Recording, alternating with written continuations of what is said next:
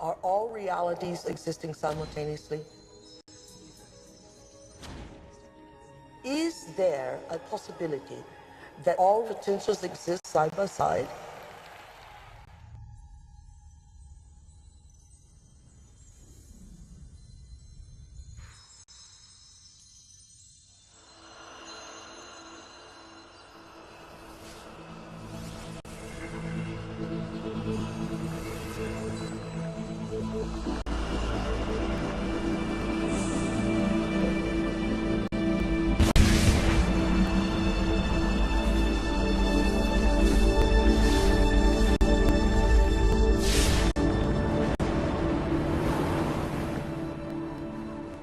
Welcome to Flatland, a world of only two dimensions.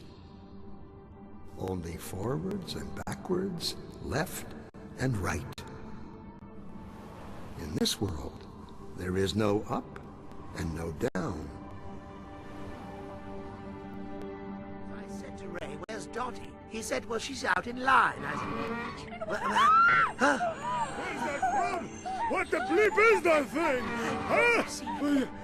In this world, the two-dimensional beings that live here have no concept of three-dimensional objects. These two-dimensional flatlanders have no understanding of cubes, spheres, tetrahedrons, or yours truly. From their 2D perspective, my 3D finger looks something like this. What the butter does that?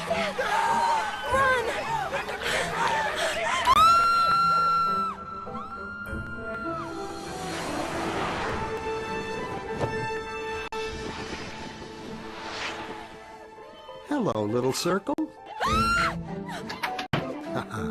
Fear of the unknown. Or should I say, not yet known. It's a puzzle. If we see only what we know, how does anyone ever see anything new? The unknown. How do we ever get out of our box? Hello, little circle. Don't be afraid. Who said that? Where are you? This is always the tricky part to explain. I'm in another dimension, another space. I am above you. No, never use that word. What word? The A word. Above? It's forbidden. Well, what do you think it means? I don't know, and I don't want to know. You can be severely punished if you use that word. Are you a ghost? I hope not. I just have a different perspective than you do. I can see things in a way you can't yet. Oh, yeah? Like what? Well, okay, you have a safe hidden in your pantry. And inside it, you have 12 coins, a will, and a passport. How did you know that? What are you? Are you a god? Well, no more than you. You see, since I am above you, in the third dimension, I can see inside things in your world. Third dimension? You are a crazy ghost. There's only two. Look. So, if I were to touch the inside of your stomach, how would I do that? Well, you'd have to cut through my skin. Otherwise, it's impossible.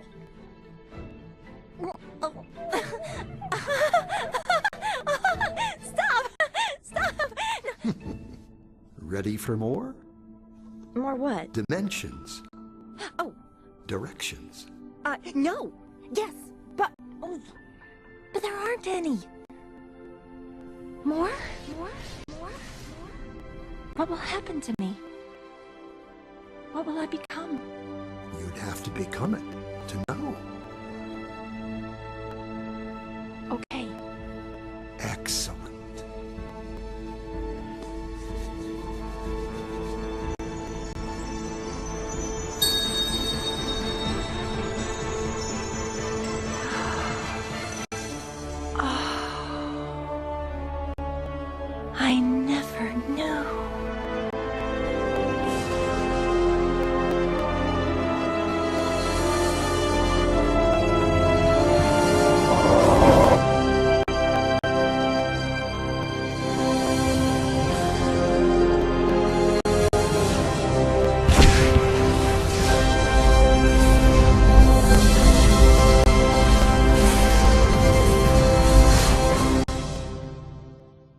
Isn't it funny? That which we are most afraid of is what thrills us the most. Remember that movie called The Matrix? One of the most memorable scenes is when Neo, the main character, wakes up to the truth. By choosing the red pill, he realizes the world around him is a fantasy, an intricate visual construct of his mind. And that's when his life changes forever. He gains the power to instantly download new skills and abilities. He can manipulate the world around him and bend the rules of reality. He becomes something more than human. He becomes superhuman. Okay, so The Matrix is an awesome piece of science fiction. But is it just science fiction, or does it reveal a glimpse of truth? Consider this. What if, just like Neo, some people are able to manipulate reality and accomplish the impossible? And what if these people walk among us? Think about scientific geniuses who changed the course of human history, like Thomas Edison, Albert Einstein, and the Wright brothers. Or creative visionaries who pushed the boundaries of imagination, like Leonardo da Vinci, Mozart, and William Shakespeare. Or even athletes who defy our physical limitations, like Muhammad Ali, Michael Jordan, and Lance Armstrong. But it's not just inventors, intellectuals, and athletes, because sometimes there are even ordinary people who can somehow accomplish the extraordinary. Helene Hadsel, a lady from Texas, miraculously wins every contest and sweepstakes she enters. Over 50 years, she's won herself cars, trips to Europe, and even a $2 million home. The odds of doing this are trillions upon trillions to one. How did she outwit the laws of probability?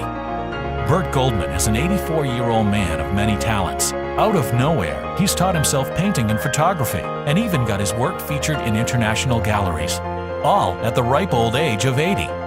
How is it possible that in a few short years he's accomplished feats that some people chase for a lifetime? A few years back, Frank, a 61-year-old man, was diagnosed with a fatal type of throat cancer.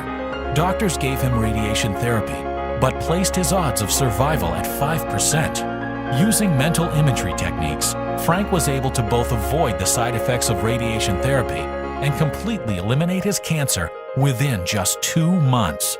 How is it that Frank and countless other people diagnosed with fatal diseases are sometimes able to beat the odds and recover fully? Christy Marie Sheldon was an ordinary lady who woke up one day with the unusual ability to read people's energy fields and tell them what's holding them back in life. Over the past 15 years, she's used this gift to help heads of states, best-selling authors, and over 10,000 people worldwide. Where does this power come from? These special people, these real-life Neos, we call them reality architects. And just like these people, you too have surely experienced moments in which, just for a brief moment in time, you shaped your own reality. Think about the last time you experienced a moment of sheer coincidence or synchronicity, like receiving a surprise check in the mail just when you needed money, or meeting an old friend at a cafe just when you were thinking about it, or even having a soulmate step into your life just when you needed someone most. It normally happens in flashes, brief moments of chance that vanish as suddenly as they appear. So what's really going on here? Why are some people, these reality architects, able to create and control their realities, while for others it happens in brief flashes or sometimes not at all? The truth may be explained in a theory called the holographic universe. According to this theory, which was created by quantum physicist David Bohm and neuroscientist Carl Pribram, the world we live in is actually a giant 3D hologram created by our minds. Outside our minds, the world is nothing more than pure energies and vibrations. Reality as we know it is nothing more than a construct of our minds. In other words, we create the reality we live in. As the ancient Indians said, all the world is nothing more than Maya, an illusion. But the theory goes deeper than that. Bohm and Pribram also suggest that if the world is really an illusion, then this perfectly explains the existence of countless phenomena that modern science still can't fully explain. Phenomena that distort and manipulate the hologram of reality, like ESP and psychic abilities, out-of-body and near-death experiences, psychokinesis, the placebo effect, mind-body healing. Think about that for a moment. What if your world, your thoughts, your life was simply a function of your own personal hologram? And what if, just like a reality architect, you could reshape that hologram? What impossible feats would you achieve? What kind of people would you be meeting? What countries would you travel to? Who would you wake up next to every morning? How would you change your life? How would you change the world? Here's the truth. There's a reality architect in you, and all you need to do is wake up.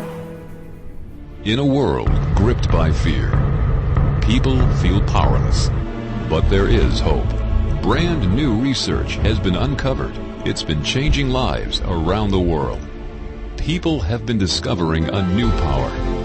A power within them and all around them. A power they can use to create their dream life. A power that, if used by enough people, can reunite our planet. The consciousness revolution has begun. Part 1, The Power Within. When scientists started to explore inside the world of atoms, weird things began to happen. They discovered it's made up of waveforms, energy, that change into particle forms, matter, when consciously examined. In other words, consciousness can transform energy into matter. And this is the basis of visualization. When a human mind clearly and continually visualizes an end result, with deep emotion and concentrated intent, then the formatted energy generated is converted into its mass equivalent, the desired result.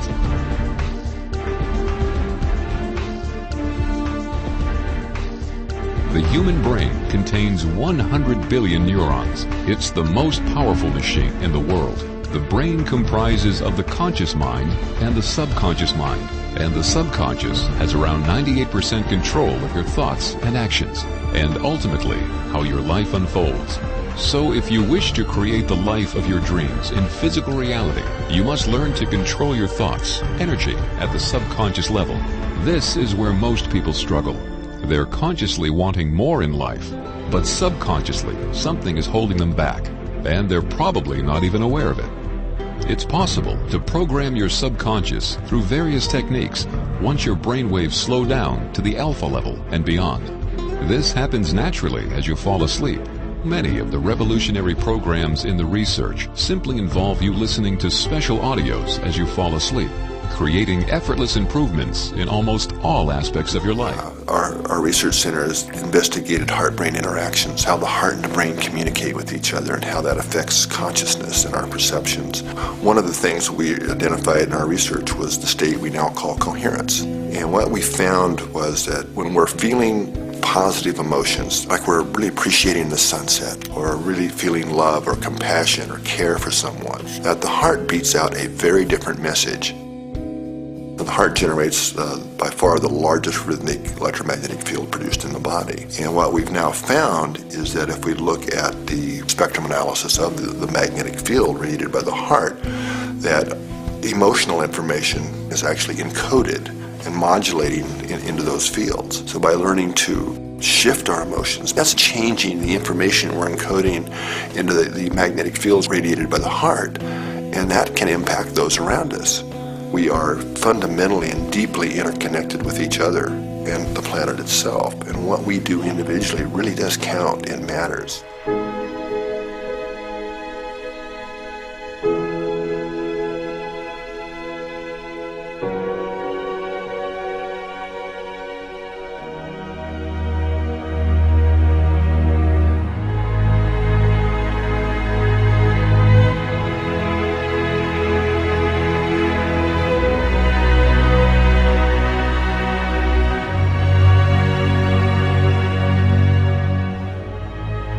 The human heart is now documented as the strongest generator of both electrical and magnetic fields in the body. Now this is important because we've always been taught that the brain is where the action is. The brain has an electrical field, it does have a magnetic field, but they're relatively weak compared to the heart. The heart is about 100 times stronger electrically and up to 5,000 times stronger, 5,000 times stronger magnetically than the brain. And the reason this is important is because the physical world as we know it is made of those two fields of energy, electrical and magnetic fields of energy, electromagnetic fields. Our own physics books now tell us if we can change either the magnetic field of an atom or the electrical field of the atom. By doing that, we literally change that atom. We change the stuff that our bodies in this world are made of. And it appears now that the human heart is designed to do both, to change both the electrical field and the magnetic field of our bodies and our world, and they do so in response to the emotions that we create between our heart and our brain.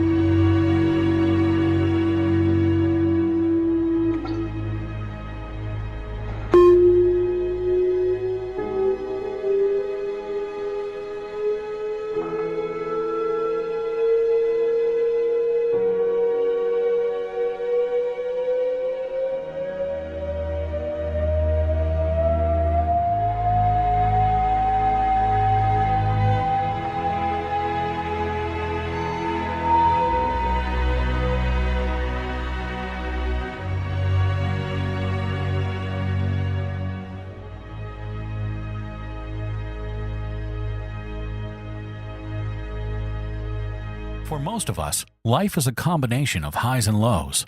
Some days are good, the sun is shining, everything falls into place. Your workday goes amazingly well. Your partner is extra considerate. You get a surprise phone call from an old friend. Dinner tastes good. You smile when your head hits the pillow at night. And then you have those not-so-good days. You get stuck in traffic on the way to work. You have an argument with a coworker. You're unable to focus at work. Your partner says something that rubs you the wrong way. You overcook dinner, and no way are you smiling as you fall asleep that night. Now, here's the secret. We all have highs and lows. This is part of life. But reality architects are able to maximize the highs and minimize the lows. And those extra good days, they make all the difference. Reality architects accomplish more. They sniff out more opportunities. They attract more abundance. They form deep connections with the people around them. And because of their positivity, they also attract good people to them. And here's the thing about people. When things are going good for them, they awaken a natural desire to give back. This is why reality architects are committed to giving back to the world. They spark social movements in their communities. They spread positive energy. They share their abundance with those in need. The world needs more reality architects. So back to the question, why exactly haven't you awakened the reality architect in you? There are 6 major obstacles that hold us back from our inner reality architects. Let's dive in deep and take a closer look at each of them. Number 1. You haven't been holistically educated in the science of manifesting. There are plenty of books, teachers, and programs out there that teach you to awaken your inner potential and live your ideal life. But most of them are incomplete and don't give you the big picture. Some talk about meditation, but completely ignore the importance of emotion-infused visualization. Some talk about manifesting, but they don't train you to work on your belief system. And some are so tediously time-consuming, they require hours upon hours of struggle and practice every day.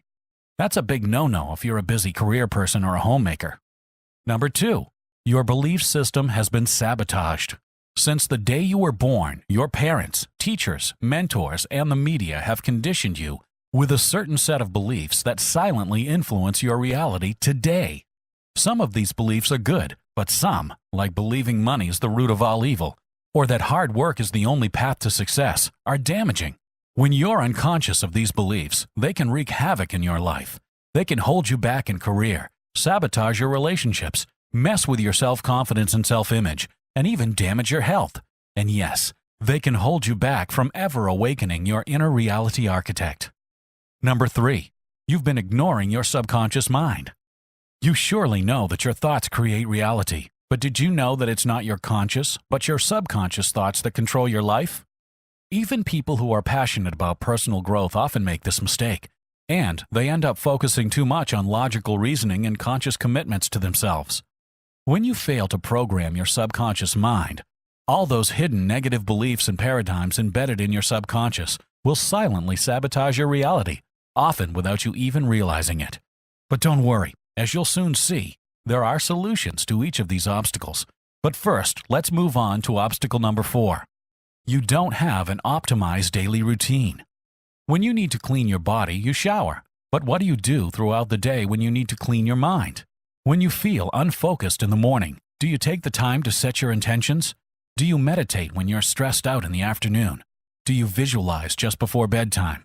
We are trained to believe that stress, frustration, and worry are normal human tendencies, but they're not. True reality architects rarely experience these emotions because, like athletes, they've developed a set of daily habits that train their mind to retain positive stamina all day, every day. Number 5. You don't have a strong support network. It's been said that the 5 people closest to you are the sum of your future success. The question is, are your friends, family, and coworkers helping or holding you back? When you seek their advice, are they telling you the right things, or are they programming your subconscious with negative beliefs? Even though they have the best intentions, the people around you could be unknowingly hindering your progress because of their own damaged beliefs and shortcomings. Number 6. You're moving too slow. Every now and then, you'll get an epiphany or a breakthrough that takes your life to the next level. Sometimes it's an amazing business idea. Sometimes it's realizing a personal limitation that you need to fix. The problem is, without any guidance or intuitive knowledge, these breakthroughs often take too long to surface. Many people spend years wallowing in the same indecision, wasting time and missing out on opportunities in the process. These 6 obstacles are what holds you back from awakening your inner reality architect, and if you ignore them, they could hold you back from your true potential. And you know what? One of the great breakthroughs is when you realize, as you awaken, it's the world that's freaking mad, not you. That's the breakthrough. And so we have, I love this, I tried being normal once, it was the worst 5 minutes of my life. And if you're considered sane and credible and normal to a world that is insane, then you've got a problem. So, welcome to the crazy ones today, to Wembley and from around the world. As Krishnamurti said, it is no measure of health to be well adjusted to a profoundly sick society. And this great guy, Frederick Douglass, a great campaigner in America against slavery. I prefer to be true to myself, even at the hazard of incurring ridicule, don't know what that's like, rather than to be false and incur my own abhorrence. When it is uncomfortable, when it is unpopular, even when it is dangerous to speak the truth, is precisely the time that truth should be spoken. And this is precisely the time. And it's very easy. It's a great saying, this, not mine. It takes nothing to join the crowd. It takes everything to stand alone. That's when the true self expresses itself. And standing alone also in a world of clinical insanity. When crazy is the new norm. And if you're not crazy to the system, then you are not playing the game of the system. And it takes some standing up with all the tidal wave of pressure to conform. And that's an image you're going to see quite a lot of. Because this world is mad because it's run by crazy people. Not only people as we would perceive human people, it is run by crazy other kinds of people in other kinds of dimensions. And what you have is these crazies, this force of crazy, which is operating behind the scenes where no one sees it, and anyone mentions it, you're mad, they don't exist, and putting up front, out in the world that we see, are more bloody crazies. We call these people politicians, for instance. Crazy people who think that pepper bombing cities of civilians is protecting them from violence. Did I miss something? There's Hillary, another one of them, another crazy, wants to kill everybody and maim and slaughter. And then, these are some crazies. These are the people that lend us money that doesn't exist and charge us interest on it. But who's crazier than them? We stand for it! Enough! Enough of standing for the crazies! We have doctors who are arbiters of life and death, health and ill health, who don't even know what the human body is, never mind how it works. Mind you, the drug companies will tell them that's enough. We have babies in the first 18 months of life with their immune system still developing, being hit by a tidal wave of poison and shite. And the world isn't crazy. We have teachers telling young people to believe what they were programmed to believe and what they must teach if they're going to keep their job in a state-imposed curriculum dictating what's right and wrong, historically true, and all the rest of it.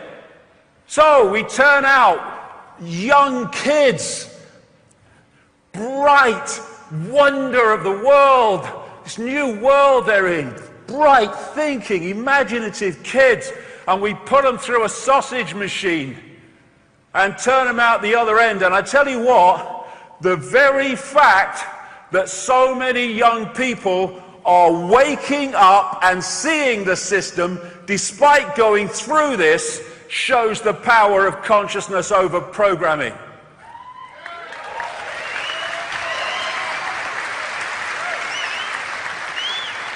And then we have religions. Everyone to their own, but I personally think it's crazy within the greatness and infinity of forever to believe that all you need to know is between the covers of one book written by who knows when, in who knows what circumstances, and changed and manipulated by who knows who in the time between then and now. I think that's just a bit crazy. And then we have the crazies called scientists, most of whom spend their time not exploring the mysteries of reality, but in devising more and more effective ways to technologically kill more and more people and to poison more and more people through food additives and drugs. I think that's crazy. All the stuff. And then we've now got to crazy where in airports around America and some other places, and they want it play it out everywhere, when you get on an aeroplane, you've got the choice between being irradiated or sexually molested, including your kids. And they say, I'm mad. Did I miss something? And then all the time we got more and more surveillance. This plaque here says George Orwell lived here.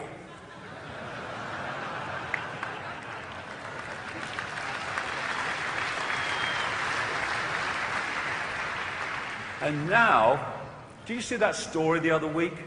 More than 200 schools in Britain have got surveillance cameras in the frigging toilets and changing rooms.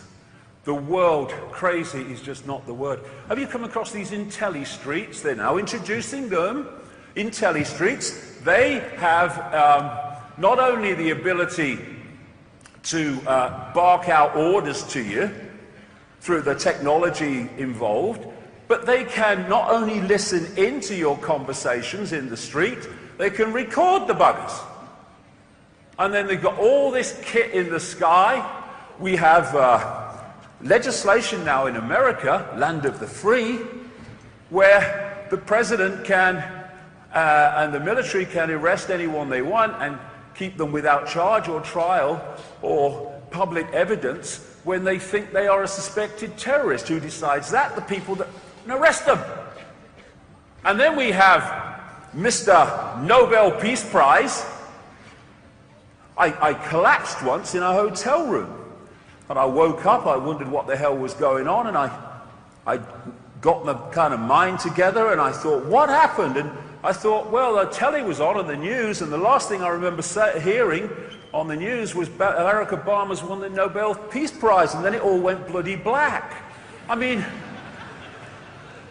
mind you, Nobel, what did he do? He made explosives or weapons, I guess, you know, topsy-turvy world. And now he can sign lists, does all the time, and then they go and kill people, including American citizens, without anything in terms of a judicial process. And this is the craziest thing, isn't it?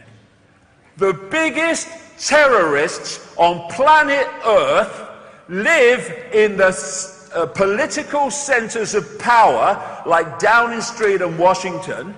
The biggest terrorists on Earth have the nerve to run a war on terror. All they need is a friggin' mirror. This wonderful, wonderful picture. You talk to people through your life. How many people want war? How many people want to see people slaughtered? Some morons, yes, but how many? Very few compared with the population. We don't want war, but we have them. One after the other, because the crazies want them. We have given our power, human race, to the crazies who sit in front of computer screens in Air Force bases in places like Nevada, and they press their buttons, and thousands of miles away, their drone aircraft send out missiles. Oh, I've got one, Bill. I'm on the next level now. And this is what's happening at the other end. Thousands of civilians being killed. This world is insane. We have, because of cold, calculated recruitment over a long period of time now, an increasingly brutal police force. We have people being arrested in America for feeding the homeless when people are hungry, starving, and living in tents and cars. What will I grow up to be, Mummy? That's a bloody question worth asking when we look at where we are compared with where they want to take us. The future is here. You know, I've been standing on stages, not as big as this one, but I've been standing on stages and writing books for all these bloody years saying this Orwellian fascist dictatorship is coming. Not because I'm a prophet, no, but because if you can access a projected agenda and where it wants to take the world, then if nothing intervenes to stop it, it's gonna happen. That makes predicting the future a piece of cake. There's nothing to it, as long as you know where they want to take us. And the media, well, they ain't gonna tell us any of this stuff, the mainstream media, because they're owned by the crazies. Here's a news bulletin for you. There you go. Here's the latest news. Good evening, this is the news. The headlines tonight. Bollocks, bollocks, bollocks, bollocks, bollocks, bollocks, shit. Now here's Bill with the weather. That's it. That's it. That's it. You clap, you're awake. Right.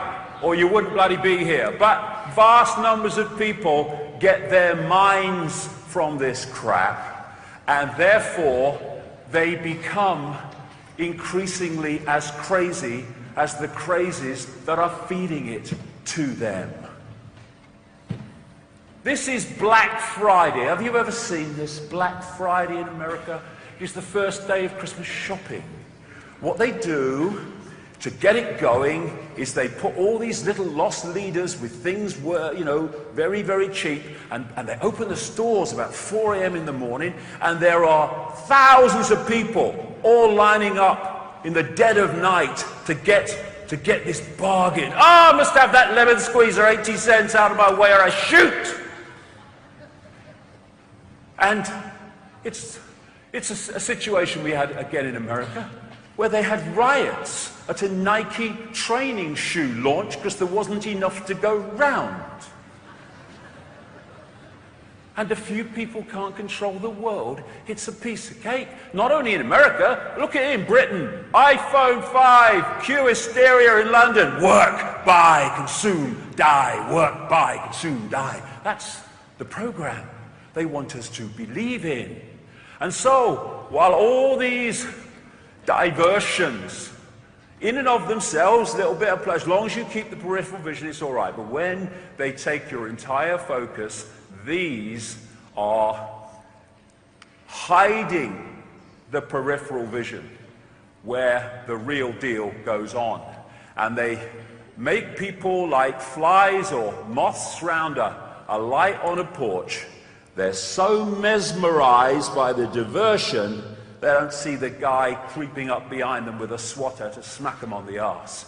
That's where humanity is. Oh, come on, X Factor's on. Oh, that's good. Oh, there you go. Price is Right's on. Oh, there you go. And it's gone on, generation after generation. So, there is a connection here. In the beginning, there was nothing. Somehow, out of this nothing, came everything. Out of this vibrant nothingness, matter, energy, space, time, consciousness, mind emerged, came out. How is it that something as unconscious as the matter of the brain can ever give rise to something as immaterial as an experience? If you want to see fear in a quantum physicist's eyes, just mention the words, the measurement problem. The measurement problem is this: an atom only appears in a particular place if you measure it. In other words, an atom is spread out all over the place until a conscious observer decides to look at it. So the act of measurement or observation creates the entire universe. Only conscious beings can be observers, then we're intimately hooked into the very existence of reality. Without us, there would just be this expanding superposition of possibilities with nothing definite ever actually happening. Out of millions and millions of blobs of energy and light, photons and electrons, they make up this imaginary three-dimensional solid world, which doesn't exist at all according to relativity or quantum mechanics. Anytime we attempt to look at particles beyond a certain level, the very act of observation changes things. And in addition, the more you look at individual particles, the more you realize that there is no such thing as one electron. An electron, or any elementary particle, exists only in relationship to other things, like other particles or the universe at large. This means that deeply enough, when you dive down into the nature of matter, everything we know about the everyday world dissolves. There are no objects anymore. There are only relationships. There's no locality anymore. There's no time anymore. The more you look at something in detail, in what we think of as solid matter, the less and less solid it begins to look. The only realities we know are the ones our brain manufactures. Our brain receives millions of signals every minute, and we organize them into holograms, which we project outside ourselves and call reality. Well, the brain cortex, if it is also a hologram, then it's a three-dimensional hologram. If two-dimensional holograms reconstruct three-dimensional images, then, ergo, it follows that three-dimensional holograms reconstruct four-dimensional images. A hologram is a metaphor. It is how you take n dimensions of information and you bring them down into n-1 dimensions. It's a way of relating the paradoxes that we find in how to make a leap from this concept to that concept. The conceptual pigeonholes we use, words, to describe reality, are phenomena inside our head. They're not out there. And most of the time this is a philosophical quibble, but when you get down to quantum physics, and this is one of the reasons that Bohm came up with the holographic idea, it starts to have real effects. And one of those is it's been discovered that if you take two subatomic particles like electrons, in certain instances, when you do something to one, it will always affect the other, no matter how far apart they are. Well, how can this be? But what this tells us is that once matter is physically joined, even when it becomes separate, the energy is still there that's connecting it. And this is why it's important to me, because if we go back far enough in time, all the particles of matter of this entire universe that are expanding were all meshed together in a single particle about the size of a green pea, is what scientists tell us today, is what the computer models suggest. That if you could go into the universe today and take all the particles of matter and take out all the space in between and bring it together and compress it into a size of a single green pea, it means that you and me and every one of our listeners, we were all once part of that same particle that creates this whole universe today. And even though those particles are now separate and expanding, and the studies show that they are, energetically we're all still linked. So an atom and its electron are multiversal objects. And that multiversal object is what the quantum mechanics is describing. Now, that means that the parallel universe aspect of reality as described by quantum theory must apply to objects of all sizes. Humans, stars, galaxies, everything. And that's why we call it the parallel universe theory rather than just parallel electrons theory. Because we ourselves are made of atoms after all. We are, that's right. And the same theory that says that the atoms exist in more than one place in different universes says that we humans also exist in more than one place and in more than one state of mind and so forth in different universes. And so what that means, talking about words, is that there is no separation between electrons. Furthermore, there's no separation between people. Everything is interconnected, and the biggest secret of all, to me, is the extent to which individuality is an illusion. Illusion comes from how our minds perceive. My illusion comes from my mind. Your illusion comes from your mind. You do not need to search anywhere else for the source of illusion. Wherever we search externally, we cannot find the source of illusion because your illusions come from within your mind. The big thing we're talking about here is a new way of thinking about this thing we call the person, the self, the beingness, the I. And as we begin to modify what we mean by that, we could begin to see and touch upon this infinite realm that I'm speaking about. Infinities are part of the boundary of your existence. That is, viewed from this perspective, everything can be divided to infinity. If you've ever wondered why nuclear power is 1,000,000 times more powerful than chemical energy, it's because chemical energy results from the manipulation of atoms in a molecule. Nuclear energy results from the manipulation of nucleons in a nucleus. The super-unified scale, 1,000 million times smaller, is virtually infinite in its dynamism. If you're seeking the infinite, what instruments do you have to seek the infinite? Only sense organs, isn't it? So through your sense organs, if you're seeking the infinite, it is like wanting to go to moon with a bullock cart. Isn't it so? That is the plight of humanity right now. With a limited perception, they're trying to grasp that which is beyond. So we try to perceive at the ultimate level of reality, and we search for any kind of method.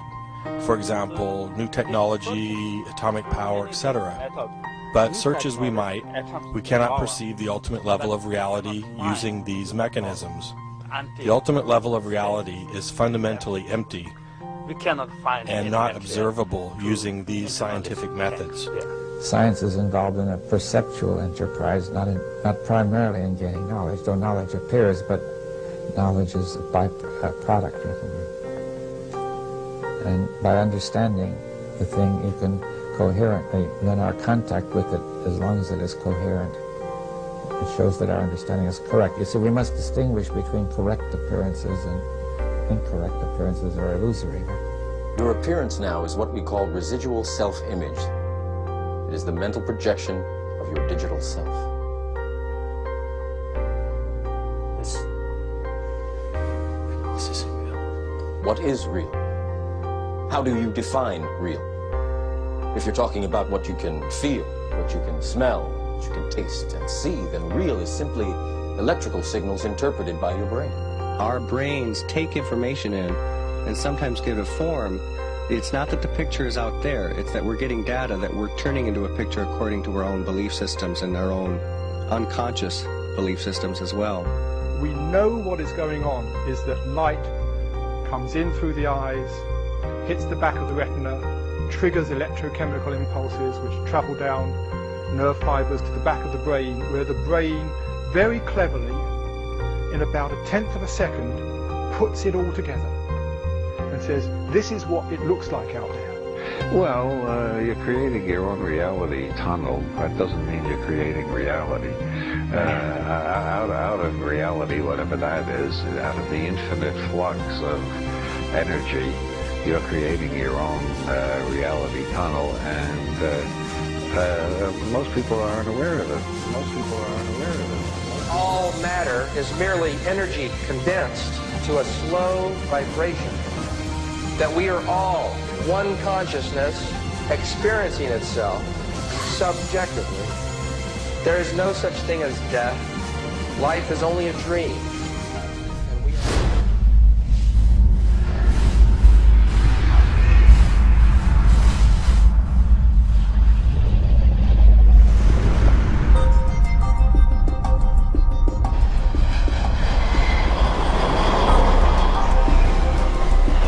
The rabbit hole and how deep and how far we want to go is really how much do you want to discover about your true nature? We have to go beyond our senses to create a new paradigm. It may very well be that what's going on inside of you, in your brain, in your nervous system, in your nature of observation, how memory works, how mind works, it may very well be that what is happening there is some kind of observer-matter interrelationship which is indeed making things real for you, affecting how you perceive reality. It's not changing the reality out there. You know, you're not changing big chairs and big trucks and bulldozers and rockets taking off. You're not changing those, no. But you're changing how you perceive things and maybe how you think about the things, how you feel about things, how you sense the world. The infinite information that the brain is processing every single second tells us that there's more to the world than we're perceiving. However, every single time we're immersed in an experience with our senses, seeing, smelling, tasting, feeling, as we're immersed centrally in our reality. We know nothing about reality, and all of our sense of so-called reality out there is filtered through our sense organs.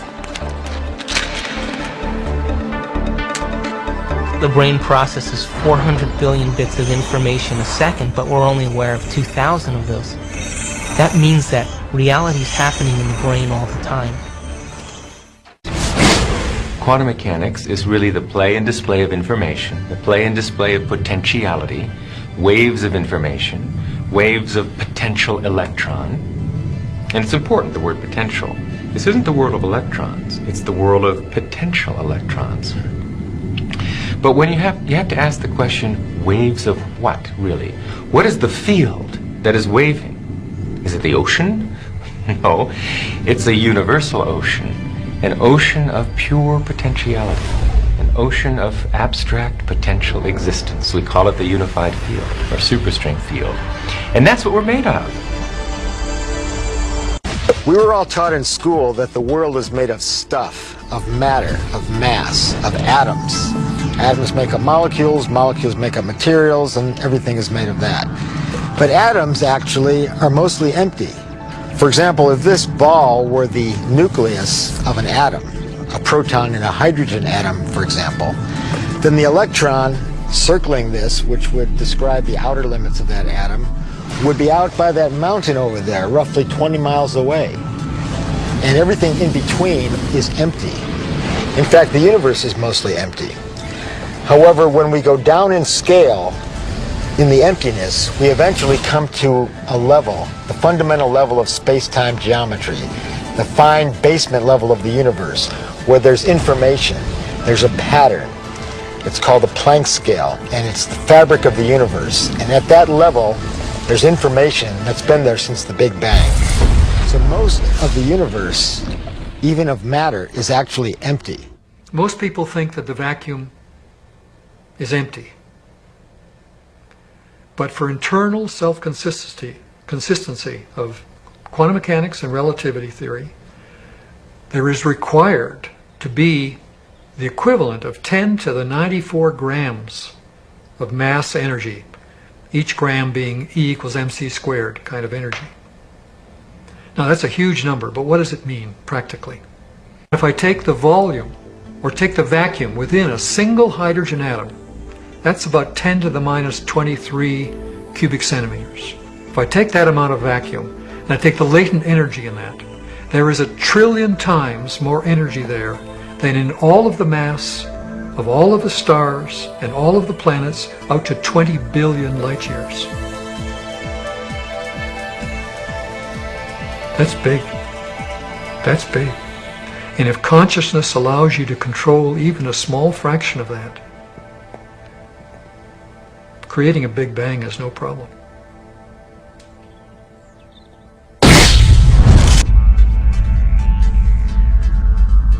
The tighter physics have tried to grasp onto physical reality, to understand what it's really made of. What are the core building blocks of life? At the basis of it all, life, the universe, slips through your fingers. And you come up with something that's increasingly abstract to come to the realm of pure abstraction. And that's what the unified field is. It's pure abstract potential, pure abstract being, pure abstract self-aware consciousness, which rises in waves of vibration to give rise to the particles, the people, everything we see in the vast universe.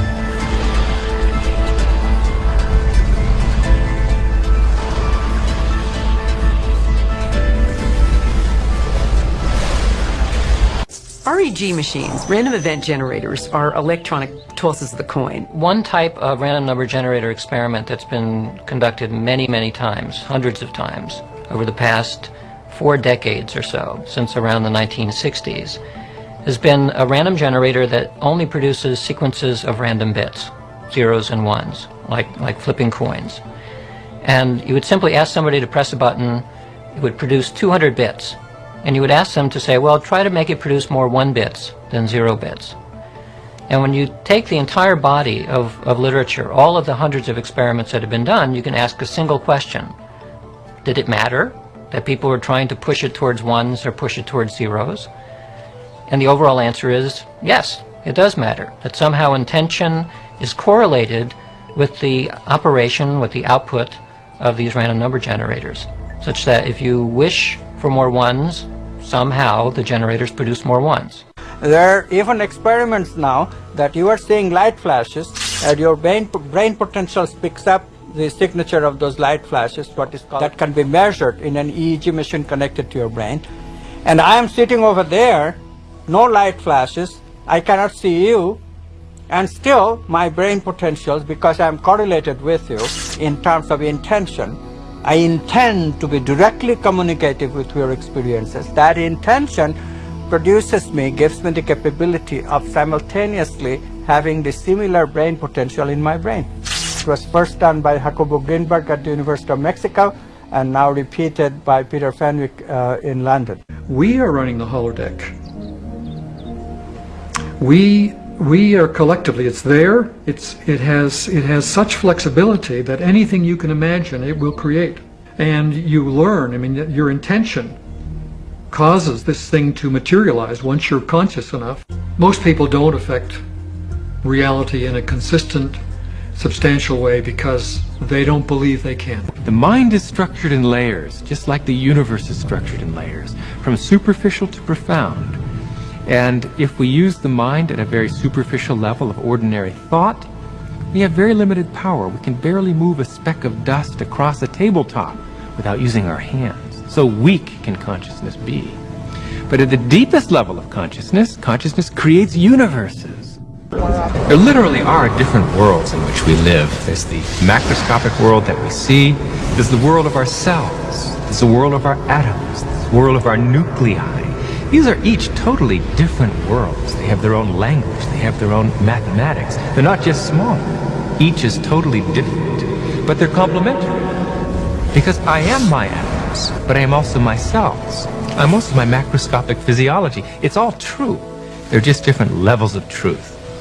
The deepest level of truth uncovered by science and by philosophy is the fundamental truth of unity.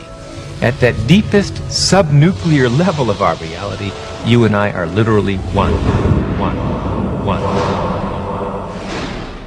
2 points. First of all, I want to thank David for healthy skepticism is important, and extraordinary claims require extraordinary proof.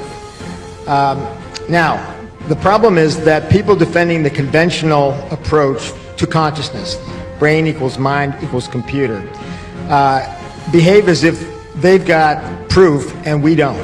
And they got, okay, pardon my PhD from Harvard, I went to CERN, the European Laboratory for Particle Research, but perhaps I'm best known for the discovery of the now famous N=1 locally supersymmetric flipped SU5 grand unified field theory.